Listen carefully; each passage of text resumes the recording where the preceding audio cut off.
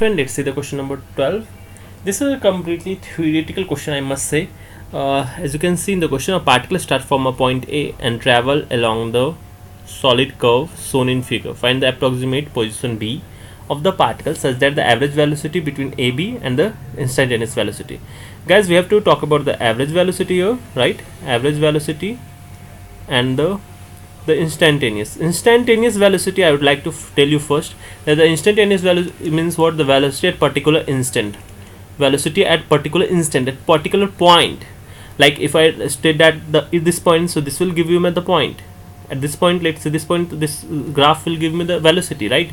If this point, like this point, so the graph drawing to this will give me the velocity, right?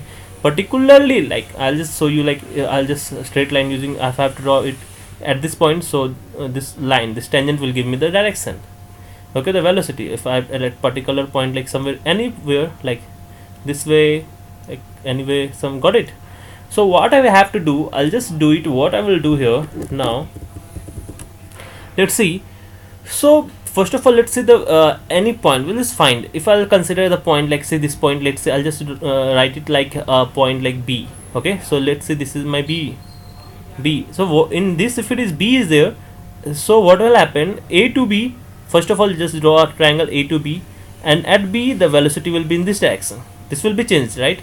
If I consider this point as a B, so what happened? A to B, just join this A to B, this will give you the average velocity, but at B instantaneous velocity will be in this direction. If I consider this point, so I'll get, like, got it what I'm trying to explain? Like, see, if I'll consider this point, right? So A to B will give me this direction and B will somewhere give me this direction.